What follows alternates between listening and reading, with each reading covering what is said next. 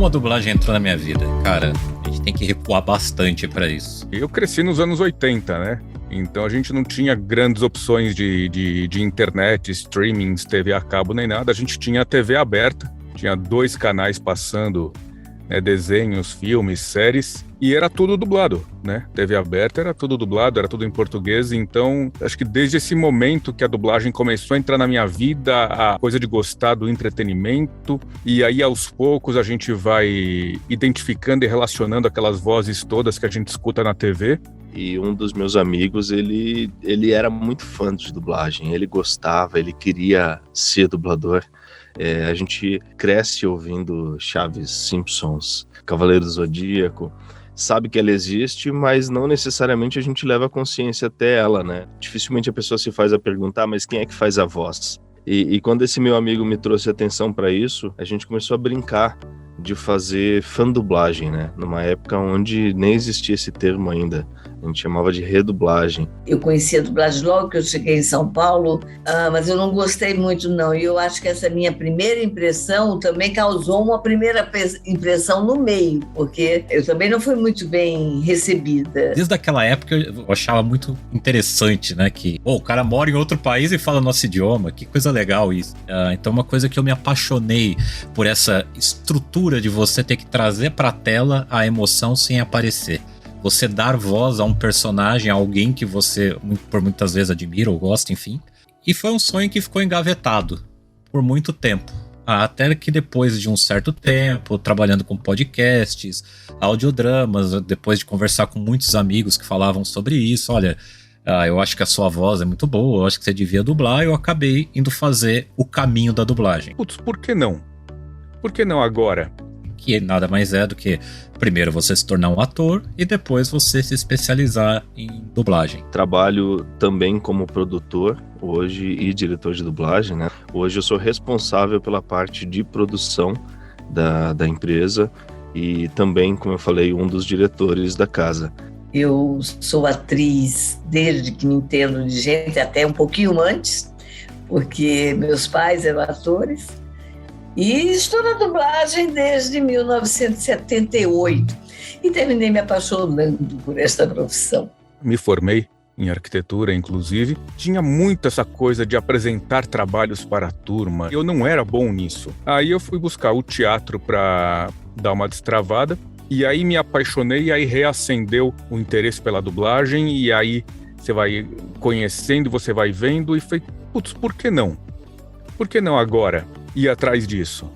E estudei, fui me formar, fui fazer curso de dublagem, fui bater na porta dos estúdios e tô aí, tem 14 anos dublando em todo santo dia. Sou formado em produção fonográfica, já passei por algumas etapas, desde gravação, edição e atualmente a mixagem. Eu sempre quis trabalhar com áudio, óbvio, e eu vi um estágio de áudio na Bravo, comprar operador. Sempre vi produtos dublados, mas assim, nunca tinha me aprofundado no processo. Quando pintou essa vaga, eu achei super interessante. Nunca tinha parado para ver com esses olhos, né, que poderia ser uma possibilidade de trabalho. E quando aquela vaga ali pintou, eu super achei interessante e falei, cara, por que não, né? E, cara, assim, eu descobri um mundo incrível. Aí que eu fui conhecer de fato a dublagem, né, o mercado da dublagem.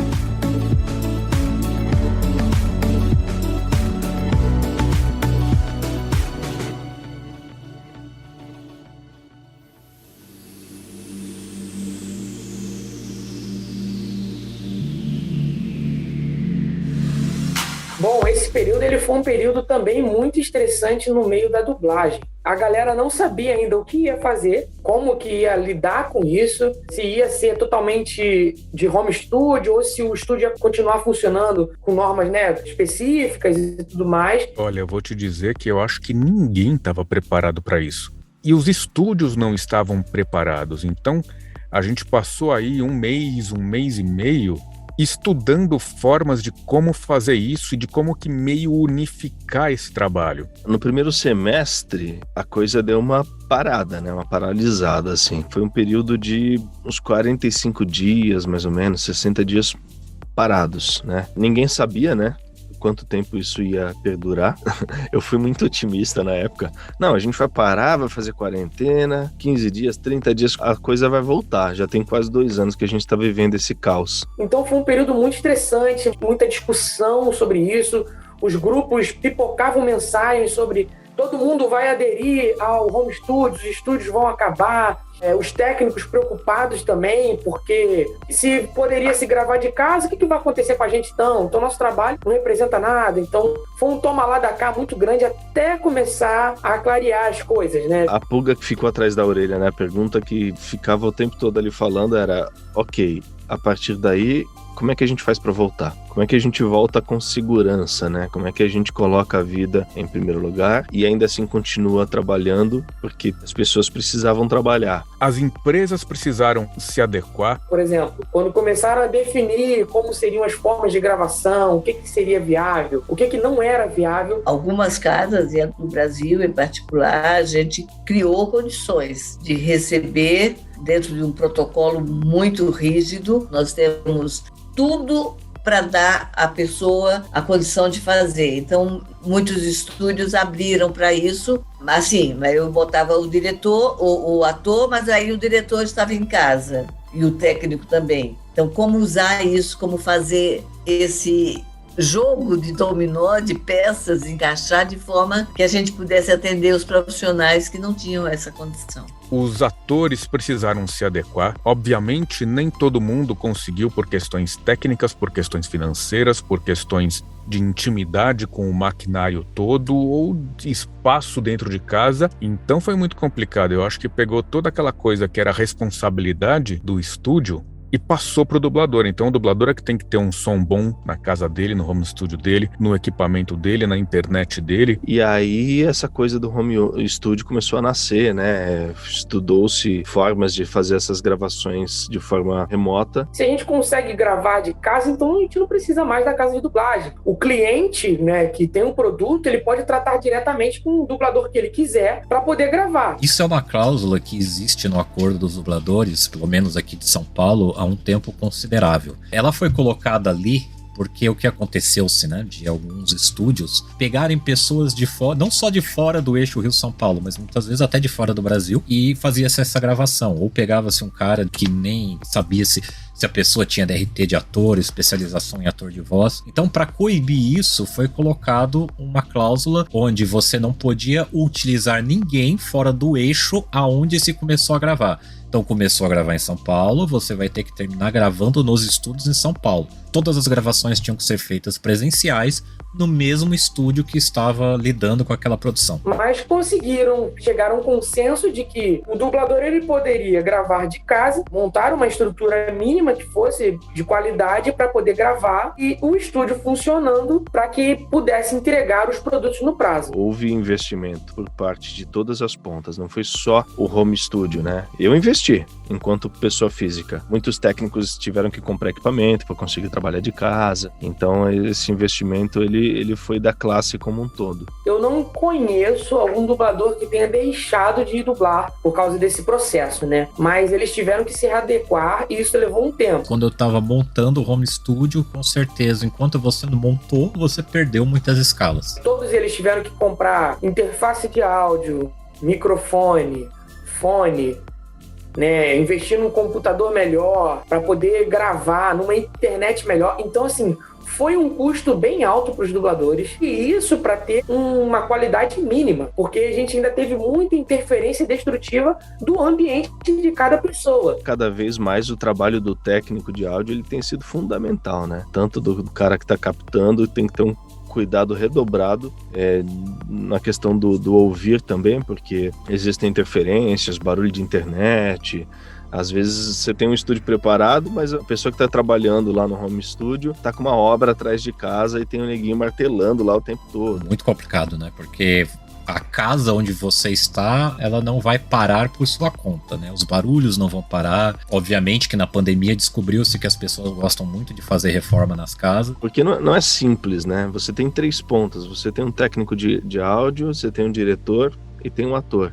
Como é que eu coloco tudo funcionando e deixo essa roda girando com 3 pessoas, cada uma num lugar diferente? Quais são os softwares que têm que ser utilizados nessa condição, né, nesse caso específico. E aí gerou-se, né, criou-se uma espécie de comissão ali de técnicos, né? Os técnicos, eles se reuniram para conversar e entender como fazer. Como é que a dublagem hoje ela acontece? Ela acontece através de um site. Esse site transmite o áudio e o vídeo para todo mundo que estiver ali conectado. O dublador recebe o texto por e-mail. O técnico ele compartilha na mesma tela vídeo e texto. Então esse trabalho é todo feito através da internet. Eu, como dublador, eu recebo ali, me conecto na hora da escala e me comunico pelo fone com o diretor e com o técnico. Muitas vezes era um processo já até considerado rápido, quando o dublador tinha mais experiência, então ele conseguia ir numa cadência boa, né, assim, rápido. Então teve que diminuir a velocidade desse processo para poder entregar com o mínimo de qualidade possível.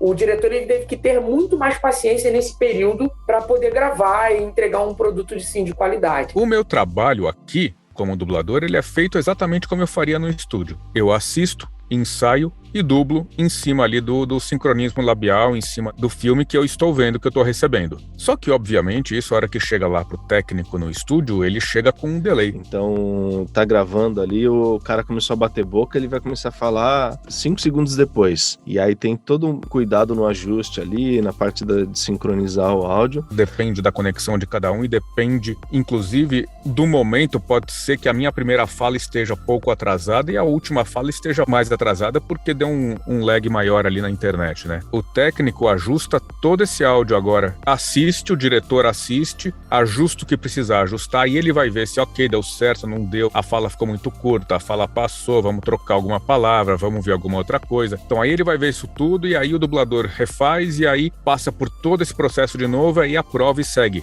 Então eu acho que para a parte técnica foi um desafio ainda maior, porque agora ele tem esse trabalho todo de ter que entender como é que cada áudio que eles recebem está funcionando, para chegar ali num padrão mais ou menos único. Cada vez mais ele se mostrou fundamental nesse trabalho, né, que é feito a tantas mãos. Foi um grande aprendizado, tem sido um grande aprendizado desse trabalho remoto, assim, agora, nessa época. Porque ninguém sabia, ninguém em São Paulo, nem no Rio de Janeiro, que conhecesse isso, que soubesse como fazer. Algumas coisas, inclusive, nos uniram, né, porque nos ajudaram a trocar experiências de uma casa com a outra. Então isso foi bem rico, que a gente pôde conversar, coisas que não se conversava, havia um certo medo, receio de que se eu conversar com o outro vai pegar meu cliente, hoje não existe mais isso.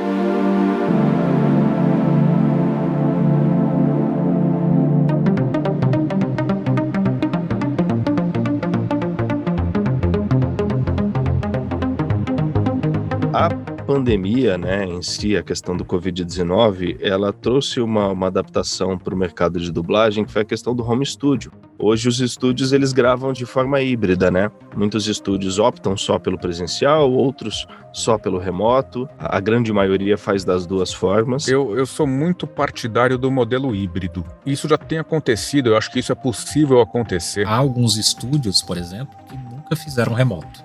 Há outros que estão no remoto, mas também oferecem o presencial. Assim como há dubladores que, aceitam ir presencial e remoto quando necessário, e há dubladores que, uma vez que experimentaram o remoto, experimentaram não ter que passar pelo trânsito, os perrengues do dia a dia, eles vão ficar especificamente no remoto. Isso muda no sentido de você poder ter pessoas de outras praças dublando, porque eu ainda consigo contar com o seu talento sem que você tenha que se deslocar daí. Antigamente, se um ator mudasse de estado ou mudasse de país, aquela voz eu não teria mais. Eu teria que procurar alguém que tivesse algo parecido para chegar naquele... Não, hoje não. Não, eu quero é fulano.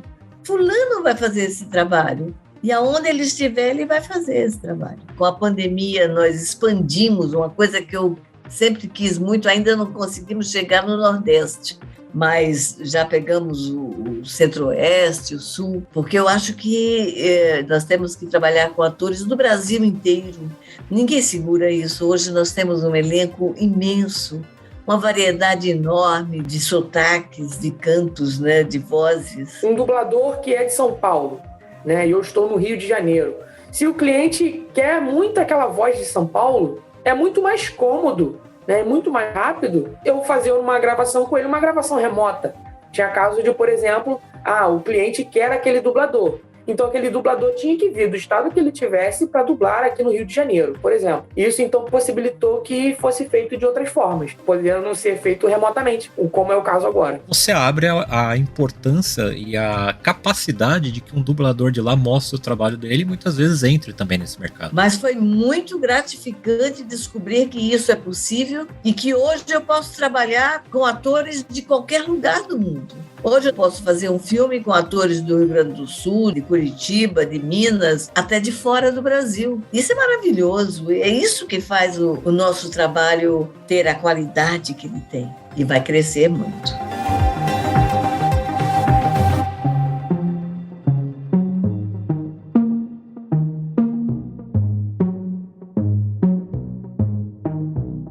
É uma grande incógnita, né? O cliente é sempre uma grande incógnita. Em questão de clientes grandes, eu acho que eles ainda vão manter com a questão da casa de dublagem, justamente pela quantidade de demanda que as casas entregam. Então, o estúdio ele é imprescindível nesse meio campo para poder entregar em grande quantidade para as grandes plataformas, mas não que não enxerguem novas possibilidades a partir disso, né? Os clientes, eles aprenderam a olhar um pouquinho melhor essa questão de prazo, de tempo. Olha, o cliente não mudou o comportamento dele na pandemia.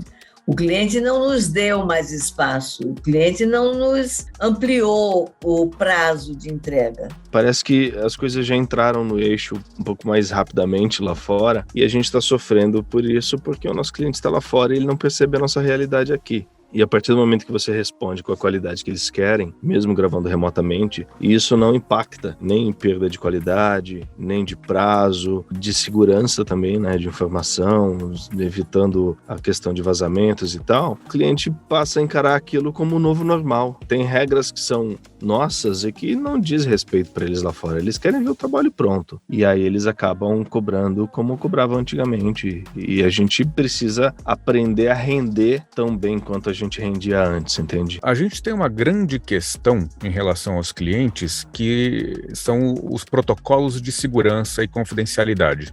Pouco antes da pandemia estourar, as empresas todas estavam correndo atrás desse certificado de segurança, que os clientes lá de fora, né, os clientes americanos principalmente, estavam exigindo que os estúdios de dublagem aqui tivessem para poder mandar os seus materiais para serem dublados. Então a imensa maioria correram para se adequar a isso com equipamentos, com protocolos de segurança de rede, com identificações, cartões, catracas, câmeras, e foi um investimento muito alto, que quando veio a pandemia tiveram que ser abandonados. E aí foi de comum acordo, falei, não tem o que fazer, não podemos seguir essas condutas e fazer o trabalho remoto na pandemia. Agora, as conversas sobre esses protocolos voltam a acontecer. Então, vai precisar chegar no entendimento de que, ok, como é que a gente consegue trabalhar com segurança, com confidencialidade, com tudo que a gente pode fazer para que o trabalho não vaze, mas ao mesmo tempo eu continuar atendendo remotamente os profissionais que ainda não se sentem seguros para sair de casa. São coisas que ainda estão para ser definidas. E aí a gente vai precisar entender justamente que trabalhos, tudo bem você fazer remotamente, que não tem o menor problema, e que trabalhos o cliente vai dizer não, nem pensar. Esse aqui não pode. Provavelmente vão manter essa postura porque viram nisso valor, mas também tem aqueles que fizeram uma postura apenas temporária durante a pandemia e com certeza ao terminar eles vão recuar nessa postura. Então acho que vai ter um pouco de cada. No final das contas, quem decide é o estúdio. O cliente continua sendo o cliente. Ele continua, ele quer e pronto. Ele não dá para você nada mais para que você possa atendê-lo. Não, ele quer para ontem e se você tropeçar, o seu trabalho é uma merda, você perdeu.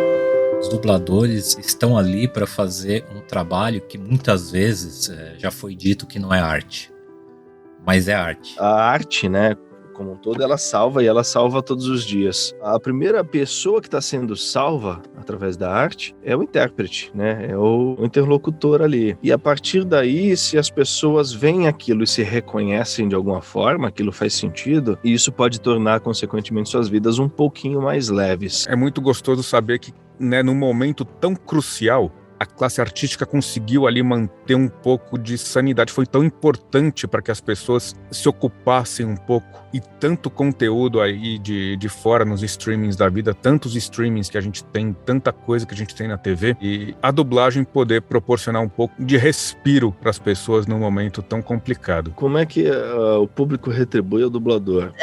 Assistindo o nosso trabalho, não procurando a voz da gente no trabalho, é curtindo o melhor que a gente está lhe oferecendo, é podendo ver a obra por inteiro, porque a grande qualidade da dublagem é permitir que você assista um filme que foi criado em qualquer lugar do mundo e você possa assisti-lo como se ele tivesse sido feito aqui, para você. Mesmo depois de grande, você tem essa sensação que depois de um tempo assistindo um filme, uma série, um desenho dublado, você fala, é mesmo, essa série, esse desenho, esse filme não é no meu idioma.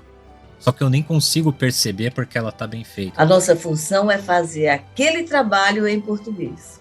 E para isso você precisa ser muito talentoso. O carinho que a gente recebe todos os dias, ele é muito grande. E muitas vezes a gente nem espera, assim. Tipo, eu recebo mensagens de pessoas diariamente falando do meu trabalho. E, cara, às vezes eu não sei lidar, eu não sei como agradecer. E esse pequeno contato, esse pequeno gesto, né, de delicadeza, de falar, ó, eu vejo você, isso também me ajudou durante a pandemia, sabe? O nosso trabalho está um pouco mais à margem aí dessa questão artística, mas ele é muito importante, é gratificante a gente ver retornos assim de gente que tem problemas de visão e agradecendo pelo trabalho, porque assim eles conseguem acompanhar a série, conseguem acompanhar o anime, eles conseguem estar por dentro desse mundo, eles também não ficam marginalizados nesses assuntos culturais. O filme não foi feito para ser legendado, ele é legendado para as pessoas que têm deficiência auditiva. Ele tem audiodescrição para as pessoas que têm deficiência visual.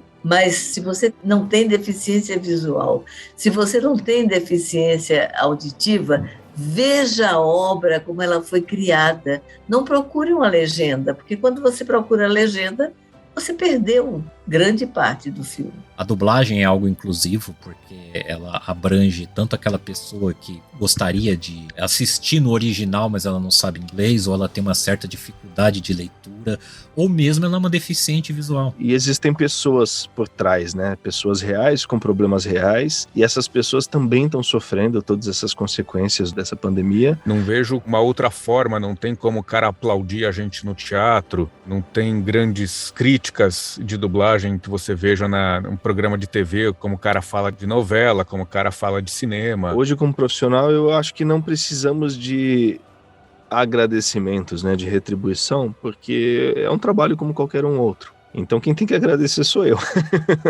Obrigado você que curte o trabalho, que reconhece, que fala. É muito gostoso, é uma recompensa muito boa por tudo que a gente faz. Eu acho que o importante é isso, é prestigiar e principalmente prestigiar a boa dublagem. Porque vamos lá, o padrão brasileiro de dublagem está entre um dos melhores do mundo. E é aí que a gente faz a magia, sabe? Vocês agradecem do lado de lá, eu agradeço do lado de cá. E principalmente consumindo, porque é para isso que a gente faz. E é isso que faz a diferença.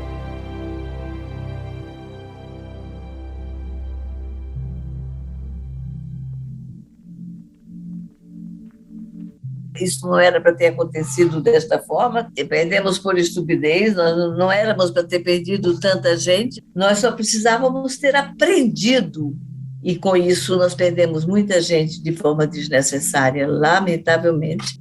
Se a gente aprendesse com a gente, porque nós somos de uma sabedoria extraordinária, mas nós ficamos naquele aprendizado que o ego teve do externo, mesmo sozinhos, nós não nos comunicamos conosco. Nós ficamos no externo. E esse externo foi nos irritando, porque ele irrita mesmo, ele provoca a gente o tempo inteiro. Que as pessoas deixaram de se ouvir. As pessoas viviam para fora. E, de repente, nos tiram esse fora. Como eu faço? Eu não sei o caminho para dentro. E a gente não queria olhar para a gente tem medo, né, de olhar para esta pessoa que pode me ensinar tanta coisa.